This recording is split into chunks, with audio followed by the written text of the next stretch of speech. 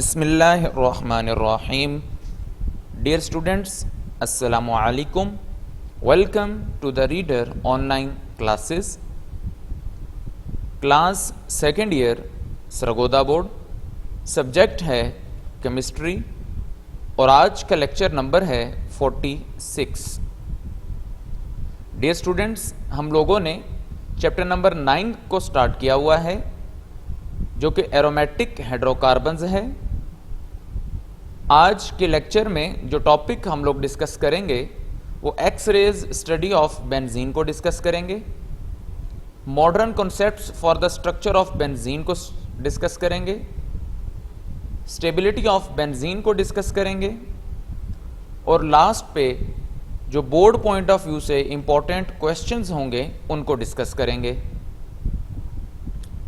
Dear students, सबसे पहले discuss करते हैं X rays studies of benzene structure. हमारे पास कैकुले ने जो स्ट्रक्चर रिप्रेजेंट किया था बेंजीन का वो कुछ इस तरह से था जो मैं अभी यहाँ पे ड्रॉ कर रहा हूँ साइक्लिक फॉर्म के अंदर, जिसमें उसने ये बात कही थी कि हमारे पास 3 alternate double bond triple bond मौजूद होते हैं और इस स्ट्रक्चर के ऊपर कुछ ऑब्जेक्शंस भी थे जो हमने लास्ट लेक्चर में डिस्कस किए थे।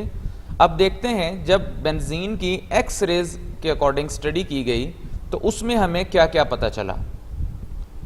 The X rays study of benzene confirms the regular hexagonal structure.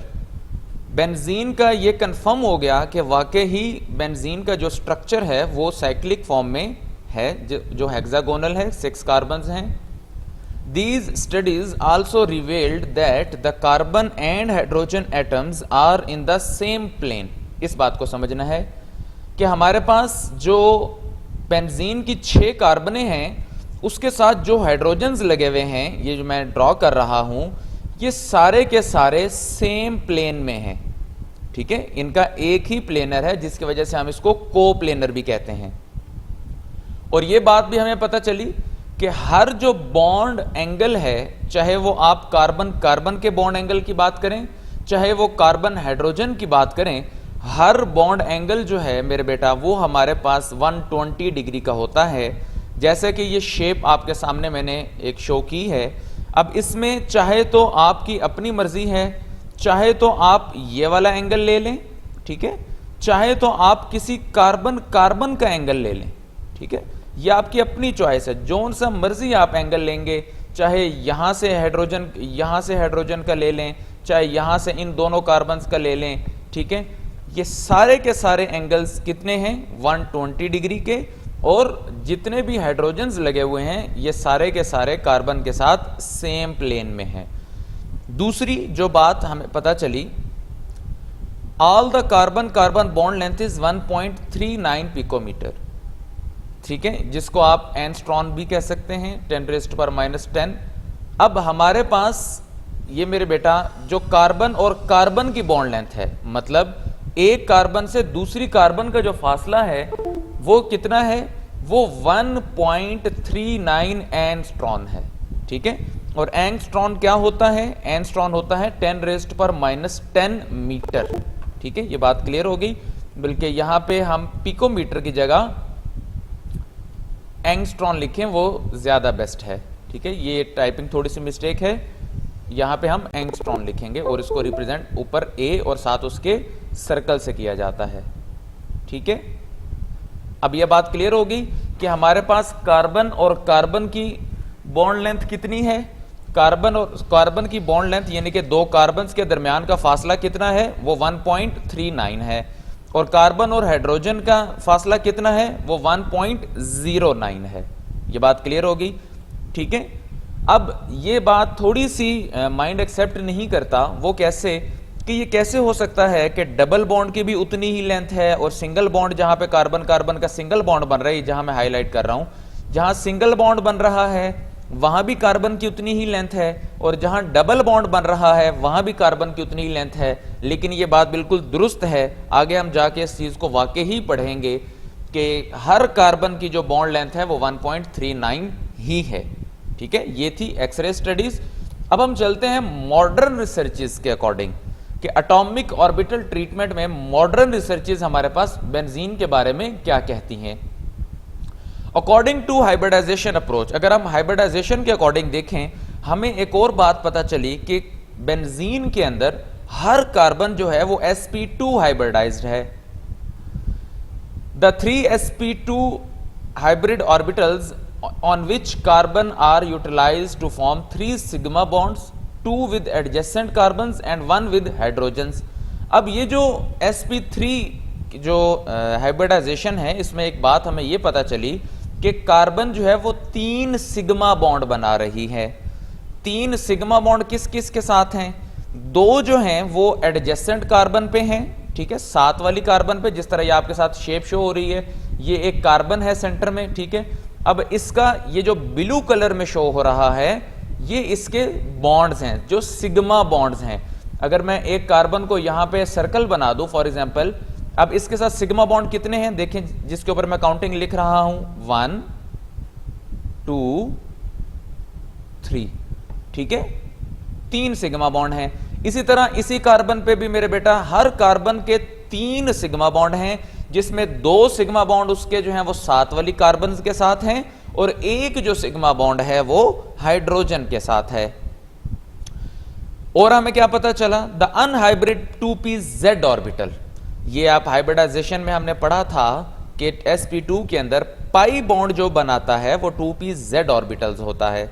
अब 2p-z ऑर्बिटल्स जो हैं हर कार्बन के, वो आपस में एक दूसरे के साथ राइट एंगल पे हैं, ठीक है। राइट एंगल पे कैसे हैं? इस शेप को जरा आप गौर से देखें। ये जो ब्लू और लाइट ग्रीन कलर के आपको ऑर्बिटल्स शो हो रहे हैं, ये मेरे बेटा p-z ऑर्बिटल्स ड्रॉ हुए हुए हैं।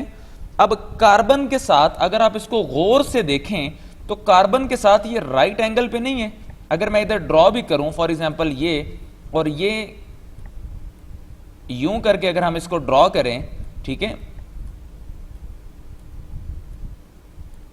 तो ये इस कार्बन के साथ किस तरह से हैं? राइट एंगल के ऊपर हैं, ठीक है। ये चूंकि ये जो पिक्चर है ये जरा 3 डायमेंशन में है, इसलिए इस पिक्चर से जरा आपको क्लियरली नजर आ जाएगा, वरना ड्रॉ करने में हम 3D ड्रॉ नहीं कर सकते, ठीक है, बाय हैंड। इस वजह से इस पिक्चर के अंदर आपको जरा क्लियरली होगा कि ये कार्बन देखें ये जा रहा है और ये इसका p ऑर्बिटल है। अब यहां पर कौन सा बॉन्ड बन रहा है? राइट एंगल यही कहते हैं ना, जिसमें 90 का एंगल बन रहा होता है। अब ये देखें जो मैंने ड्रॉ किया है, क्या ये 90 का एंगल बन रहा है? जी बिल्कुल बन रहा है। इसी हिसाब से हमारे पास हर 2p-z ऑर्बिटल जो है वो राइट एंगल पे है, ठीक है। दूसरी बात और हमें क्या बात पता चली कि हर कार्बन और हाइड्रोजन जो है वो सेम प्लेन में है। ये हम पीछे भी डिस्कस करके आ चुके हैं, ठीक है। All the angles are of 120 degree. Modern research से भी ये बात हमें पता चली और एक्सरेज ने भी हमें यही बताया था कि हर जो एंगल है वो 120 डिग्री का है और इसकी जो शेप है वो रेगुलर हेक्सागोनल स्ट्रक्चर है। हेक्सा कहते हैं 6 को और गोनल कहते हैं कॉर्नर्स को, मतलब 6 कॉर्नर्स वाली इसका शेप है।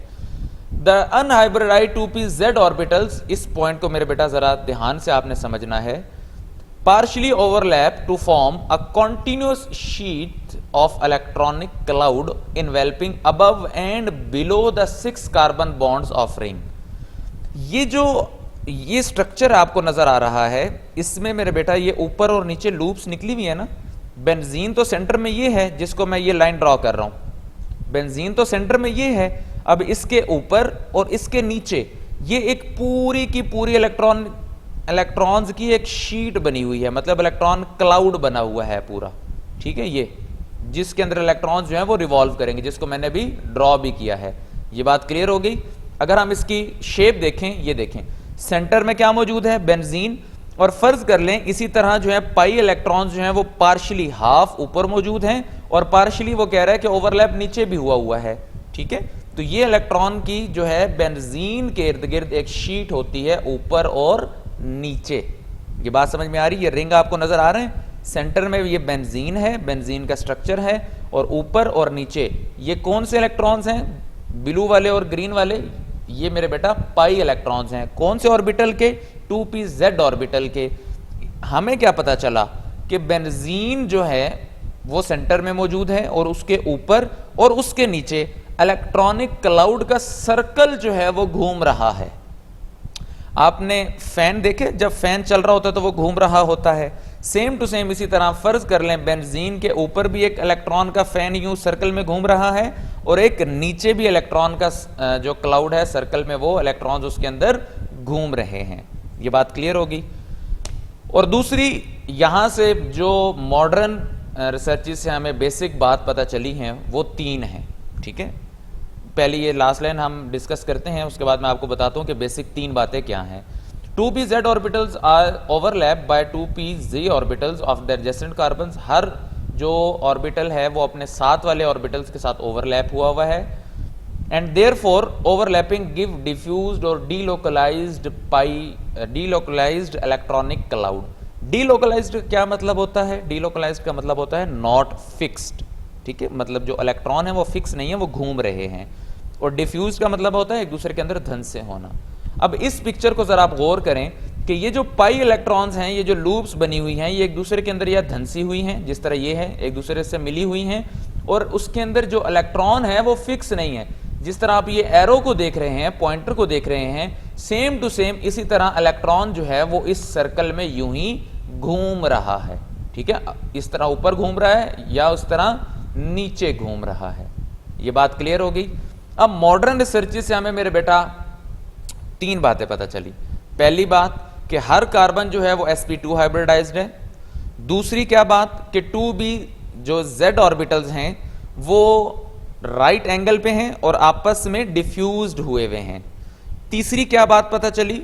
तीसरी बात हमें पता चली कि जो पाई इलेक्ट्रॉन्स हैं वो फिक्स नहीं हैं, वो घूम रहे हैं। ये सारी की सारी एटॉमिक ऑर्बिटल की समरी थी जो मैंने आपसे डिस्कस की। अब हम चलते हैं बेंजीन की स्टेबिलिटी की तरफ। केकुले ने कहा था कि बेंजीन के अंदर 3 डबल बॉन्ड मौजूद हैं। बाद में हमें उसने अपनी थ्योरी को इस चीज़ से जो है वो मॉडिफाई भी, इस थ्योरी को उसने रिप्रेजेंट भी किया और इस अपनी थ्योरी को प्रूफ भी किया कि बेंजीन ने 6 हाइड्रोजन और क्लोरीन के मॉलिक्यूल, 6 क्लोरीन के और 6 हाइड्रोजन के मॉलिक्यूल्स अपने अंदर जो है वो ऐड करवा सकती है, जिसकी वजह से हमें पता चला कि 3 उसके अंदर डबल बॉन्ड मौजूद हैं। अगर 3 डबल बॉन्ड मौजूद हैं तो उसको अनसैचुरेटेड कैरेक्टर शो करना चाहिए और वो हाईली रिएक्टिव होनी चाहिए, जबकि बेंजीन हाईली स्टेबल है। अब हम स्टेबिलिटी ऑफ बेंजीन को देखते हैं कि बेंजीन स्टेबल क्यों है। स्टेबिलिटी ऑफ बेंजीन की तरफ जाने की तरफ पहले मैं आपको एक कॉन्सेप्ट देना चाहूंगा। अगर आपको इस कॉन्सेप्ट की समझ आ गई तो बेंजीन की स्टेबिलिटी को समझना आपके लिए कोई मुश्किल नहीं होगा। मैं इधर कुछ स्ट्रक्चर्स ड्रॉ कर रहा हूं, ठीक है, इन स्ट्रक्चर्स पे जरा हमने गौर करना है।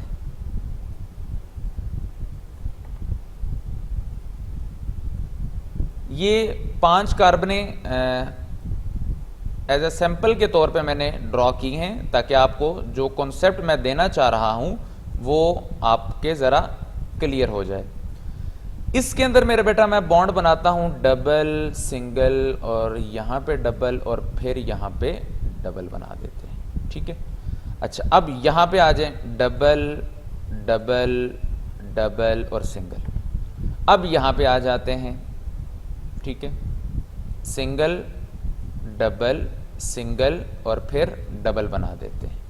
ठीक है, अच्छा जी, अब ये मैंने कुछ बॉन्डिंग शो की है। ठीक है, ऑब्वियसली सी बात है मेरे बेटा कि जो कार्बन 4 बॉन्ड बनाती है ना, तो बाकी जो जिसकी वैलेंसी सेटिस्फाई नहीं हो रही होगी, बाकी उसके साथ क्या अटैच होंगे? हाइड्रोजन अटैच होंगे। ठीक है, लेकिन आपने इस कॉन्सेप्ट को जरा समझना है। ऊपर वाले में देखें जरा, डबल बॉन्ड, सिंगल बॉन्ड, फिर डबल बॉन्ड और फिर डबल बॉन्ड। इसका मतलब है अल्टरनेशन कहां तक है? अल्टरनेशन सिर्फ यहां तक है। अल्टरनेशन का मतलब क्या होता है? अल्टरनेशन का मतलब होता है अल्टरनेट। अल्टरनेट का मतलब होता है एक के बाद दीगर, मतलब एक चीज के बाद एक सीक्वेंस रिपीट हो। अब ये देखें, डबल है ना, सिंगल है, और फिर क्या आना चाहिए था? डबल। अब आना क्या चाहिए था? सिंगल, लेकिन आया क्या हुआ है? डबल। इसका मतलब है सिर्फ अल्टरनेट कहां तक है? यहां तक, जहां तक मैंने ये एरो लगाया है। ठीक है, अब जरा नीचे वाले मॉलिक्यूल को भी देखते हैं। अब ये देखें, डबल डबल डबल सिंगल, क्या इसमें अल्टरनेशन है? इसमें तो अल्टरनेशन है ही नहीं। अल्टरनेट तो 2 डिफरेंट चीजों का बार बार रिपीट होना, लेकिन इसमें तो अल्टरनेशन है ही नहीं, इसलिए हम इसको क्रॉस कर देते हैं। अब इस पे आ जाएं, डबल सिंगल डबल सिंगल, इसका मतलब है इस सारे के अंदर अल्टरनेट फॉर्म रिपीट हो रही है या नहीं हो रही? डबल सिंगल हो रही है ना। और सबसे कम किसके अंदर रिपीट हो रही है? इसके अंदर। इसके अंदर तो है ही नहीं, और इसके अंदर सबसे ज्यादा, इसलिए हम इसको डबल टिक लगा देते हैं। अब याद आपने क्या रखना है, जितनी ज्यादा अल्टरनेट इस तरह के डबल सिंगल बॉन्ड होते हैं उतनी ज्यादा कॉन्जुगेशन होती है। मैं वर्ड आपके लिए क्या लिख रहा हूं? कॉन्जुगेशन। ठीक है, ये वर्ड आपके लिए न्यू है, लेकिन इसको आपने समझना है ताकि स्टेबिलिटी ऑफ बेंजीन को हम समझ सकें। कॉन्जुगेशन, कॉन्जुगेशन किसे कहते हैं? Alternate double single bond.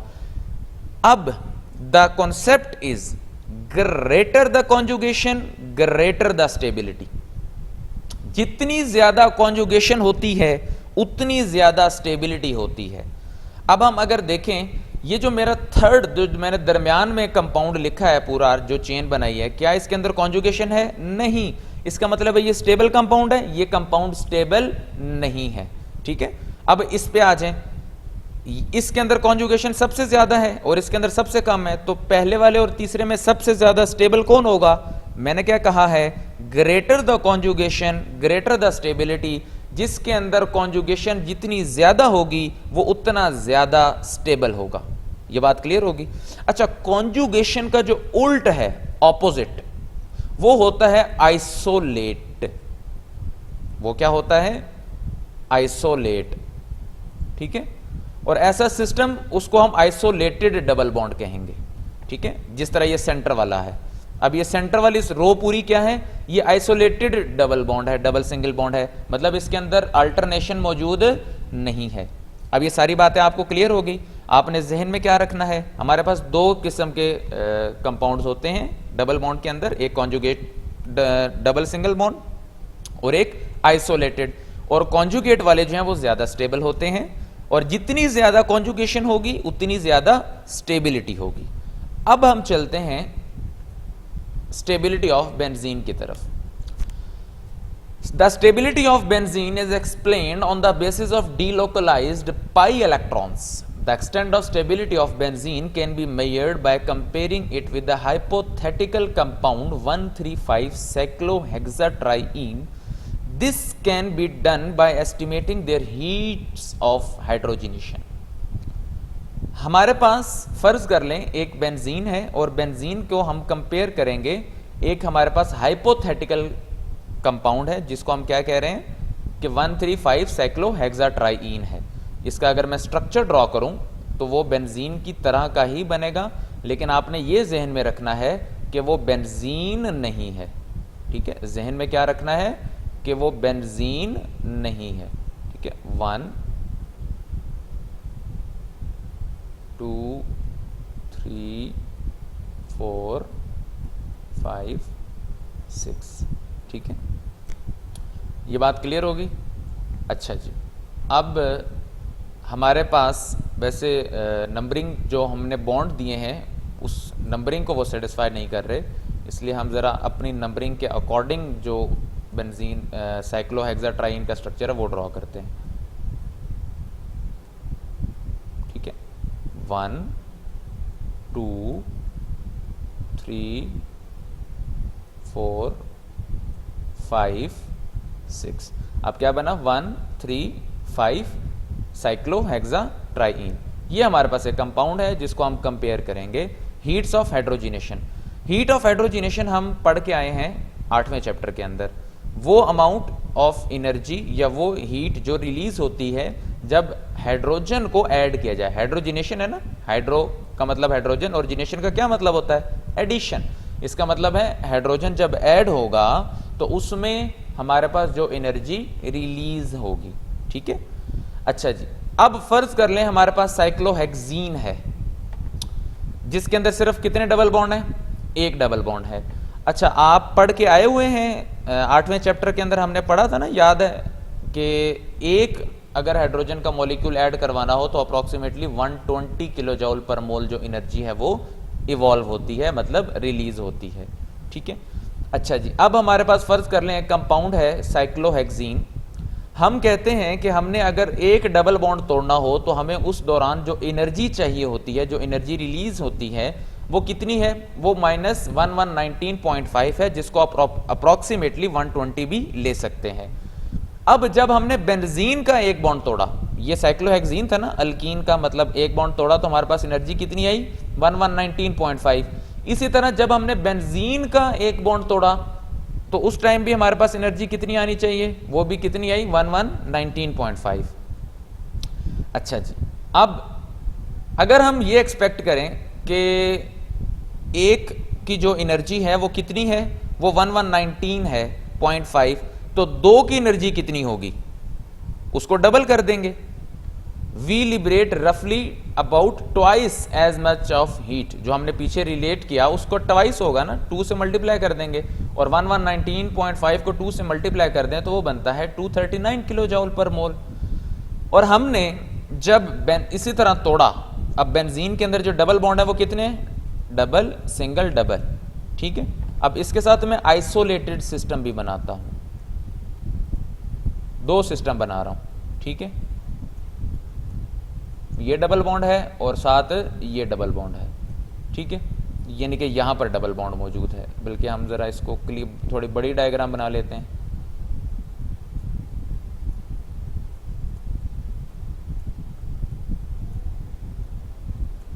एक डबल बॉन्ड ये है और एक डबल बॉन्ड ये है, मतलब अल्टरनेट नहीं है, ठीक है। ये बात क्लियर हुई? एक डबल बॉन्ड ये है और एक डबल बॉन्ड ये है, लेकिन इसके अंदर क्या मौजूद है? अल्टरनेशन मौजूद है। देखें, डबल, सिंगल, डबल और फिर आगे क्या है? सिंगल। तो थोड़ी सी कॉन्जुगेशन आई ना, थोड़ी सी अल्टरनेशन आएगी ना। अब अगर मैं इस कंपाउंड को तोड़ूंगा जिसपे मैंने टिक लगाया है, तो एनर्जी आनी कितनी चाहिए? एनर्जी आनी चाहिए 239, और आती भी 239 है। लेकिन जब मैंने 1,3 साइक्लोहेक्साडाइईन, जो बेंजीन की तरह, मतलब अगर उसमें दो बॉन्ड हो, उसको तोड़ें तो एनर्जी आती कितनी है? वो आती है 231.5 किलो जूल पर मोल। ये बात क्लियर होगी कि अगर आइसोलेटेड वाला मैं तोड़ूंगा तो तब एनर्जी इतनी ही आएगी, नो डाउट। लेकिन जब मैं बेंजीन को तोड़ूंगा तो एनर्जी कम आ जाएगी। एनर्जी कम क्यों आएगी? क्योंकि हमारे पास कॉन्जुगेशन है, और जितनी एनर्जी कम आएगी उतनी स्टेबिलिटी ज्यादा हो जाएगी। अब ये क्या है? डबल, सिंगल, डबल, थोड़ी सी कॉन्जुगेशन आ गई ना, आई है ना कॉन्जुगेशन, अल्टरनेशन। तो इस वजह से हमारे पास थोड़ी सी जो एनर्जी है आनी चाहिए थी 239, लेकिन आई कितनी? 231। एनर्जी कम हो गई, इसका मतलब है स्टेबिलिटी थोड़ी सी आ गई है। डिफरेंस कितना ऐसा आया है? 7.5 का आया है। इसी तरह अगर मैं एक्सपेक्ट करूं कि मेरे पास बेंजीन हो और उसके अंदर अल्टरनेट 3 ट्रिपल बॉन्ड हो, ठीक है। अब ये क्या है? Single, double, single, double, single, फिर डबल। अल्टरनेशन है ना मेरे बेटा। तो अल्टरनेशन में जब मैंने इसको तोड़ के साइक्लोहेक्सेन की तरफ जाना है तो उस नतीजे में एनर्जी आनी कितनी चाहिए? हम एक बॉन्ड को तोड़े तो कितनी एनर्जी है? 1119.5। तो इसको अगर मैं मल्टीप्लाई कर दूं किसके साथ? 3 के साथ, तो जो अमाउंट मेरे पास आएगी, ठीक है, उतनी एनर्जी मेरे पास आनी चाहिए जब मैं इतने 3 बॉन्ड तोड़ूं। वो कितनी आनी चाहिए? वो -358 आनी चाहिए। माइनस क्यों आनी चाहिए? द पॉइंट इज माइनस क्यों आई?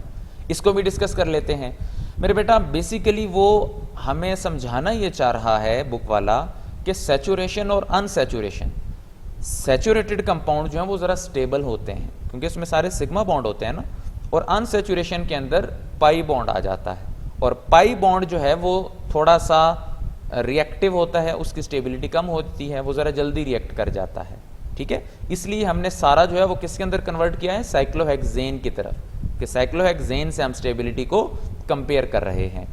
अब हमारे पास आनी कितनी चाहिए? एनर्जी जो रिलीज होनी चाहिए वो कितनी होनी चाहिए? -358। लेकिन वो रिलीज कितनी हुई? वो रिलीज हुई -208। बहुत ही कम ज्यादा रिलीज हुई, बहुत ही कम रिलीज हुई, और डिफरेंस कितना है? 150 किलो जूल पर मोल। ये जो डिफरेंस आया है ये किधर गया? ठीक है, द पॉइंट इज ये जो एनर्जी का डिफरेंस आया है ये किधर जाएगा, इसको भी अभी हम डिस्कस करते हैं। अब मैंने आपसे क्या कहा था, जितनी एनर्जी कम आएगी उतनी स्टेबिलिटी ज़्यादा होगी। अब -208 आया है ना, तो अब ये माइनस इंडिकेट कर रहा है एनर्जी रिलीज होने को, ठीक है। तो -208 एनर्जी कम आई है। अब इस नतीजे में स्टेबिलिटी कहाँ से आई है, क्योंकि इसके अंदर कौन सा सिस्टम है, कॉन्जुगेटेड सिस्टम है, स्टेबल हो जाता है, इसलिए इसकी एनर्जी क्या होगी, कम होगी, कम रिलीज होगी। अब इस ग्राफ से ज़रा हम ये सारी बातें क्लियर करने की कोशिश करते हैं कि अगर मेरे पास 120 किलो जाउल डबल बॉन्ड को मैंने तोड़ना है, यानी कि 119.5 को अप्रॉक्सीमेटली हमने लिया है, इसके अंदर हाइड्रोजन ऐड करें तो हमारे पास 120 रिलीज होती है, और बेंजीन में भी इतनी होती है अगर हम एक हाइड्रोजन ऐड करें। अगर हम 2 हाइड्रोजन ऐड करें यानी कि बॉन्ड तोड़ें तो हमारे पास 232, ठीक है, इतनी एनर्जी रिलीज होती है। अगर हम 3 बॉन्ड तोड़ें तो हमें अप्रॉक्सीमेटली 360।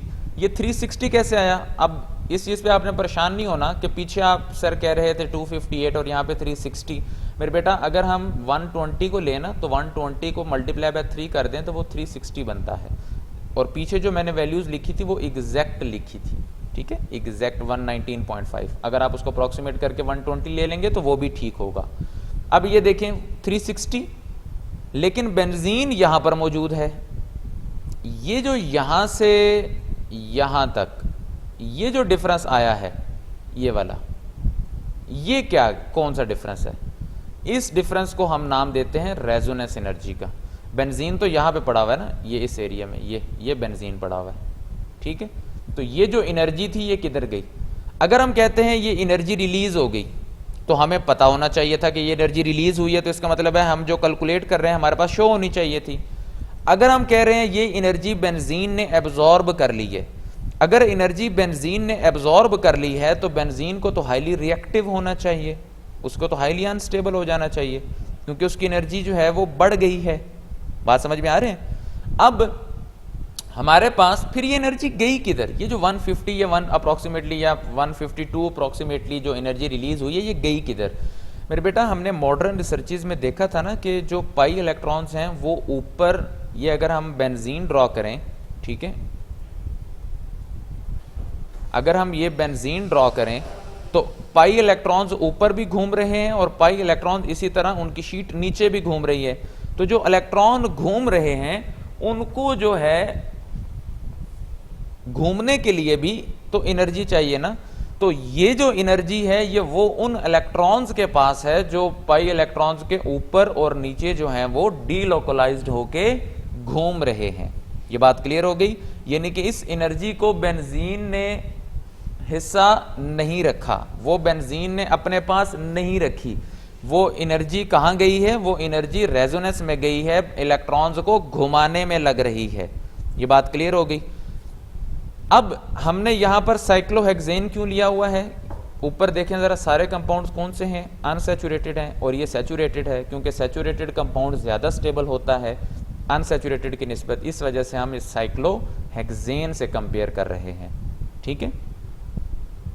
एंड पे हम एक कंक्लूजन निकालते हैं कि बेंजीन जो है वो हाईली स्टेबल है। जो कैकुलेज स्ट्रक्चर हैं उसमें जो एनर्जी रिलीज हुई, ठीक है, हमारे पास, और बेंजीन जो हमने हाइपोथेटिकल कंपाउंड लिया था 135 साइक्लोहेक्साट्राईन, बेंजीन इससे बहुत ही ज़्यादा स्टेबल है, ठीक है। क्यों? क्योंकि बेंजीन के अंदर तो रेजोनेंस है, बेंजीन के अंदर तो कॉन्जुगेशन है, और रेजोनेंस और कॉन्जुगेशन, ठीक है, ये एक ही चीज़ है। जितनी ज़्यादा रेजोनेंस होगी उतनी ज़्यादा कॉन्जुगेशन होगी, जितनी ज़्यादा कॉन्जुगेशन होगी उतनी ज़्यादा रेजोनेंस होगी। ये बात क्लियर होगी? और जितनी ज़्यादा रेजोनेंस उतनी ज़्यादा स्टेबिलिटी। अब इधर मैं लिख रहा हूं कॉन्जुगेशन,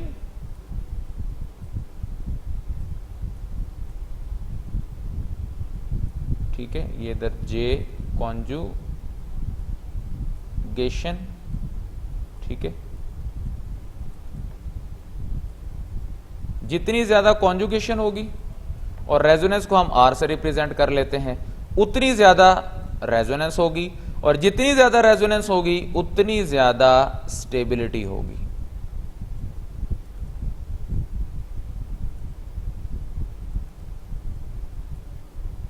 ठीक है, उतनी ज़्यादा क्या होगी, स्टेबिलिटी होगी। अब ये बात आपको क्लियर हो गई। हम ये रिलेट कर सकते हैं, जितनी कॉन्जुगेशन उतनी स्टेबिलिटी, और यही मैंने आपको स्टार्ट में बताया था कि जितनी ज़्यादा कॉन्जुगेशन उतनी ज़्यादा रेजोनेंस और उतनी ज़्यादा स्टेबिलिटी होगी। अब यहाँ से रेजोनेंस एनर्जी की डेफिनेशन शॉर्ट क्वेश्चन के हवाले से बहुत इंपॉर्टेंट है। वो क्या है? The difference in energy between the amount of heat actually released and the calculated on the basis of Kekule structure. Kekule structure के मुताबिक जो एनर्जी रिलीज होनी चाहिए थी वो होनी चाहिए थी 258, लेकिन रिलीज उससे कम हुई, 208 हुई, और डिफरेंस कितने का आया? 152 का। और उस 152 की जो अमाउंट ऑफ एनर्जी है जो रिलीज हुई 152 वाली, उसको हम क्या नाम देंगे? उसको हम, वो जो डिफरेंस आया है, ठीक है, 152 वाला रिलीज नहीं, सॉरी, वो बेंजीन के इलेक्ट्रॉन्स के पास है, वो जो माइनस 152 का जो डिफरेंस आया है वो क्या कहलाएगा? रेजोनेंस एनर्जी कहलाएगा। ठीक है, और नीचे हमने ये बात लिखी हुई है, जितनी ज़्यादा रेजोनेंस होगी उतनी ज़्यादा जो है वो स्टेबिलिटी आ जाती है। क्लियर? आज के टॉपिक से रिलेटेड हमारे पास एक ही long question board point of view से वेरी इंपॉर्टेंट ये बनता है, explain the stability of benzene.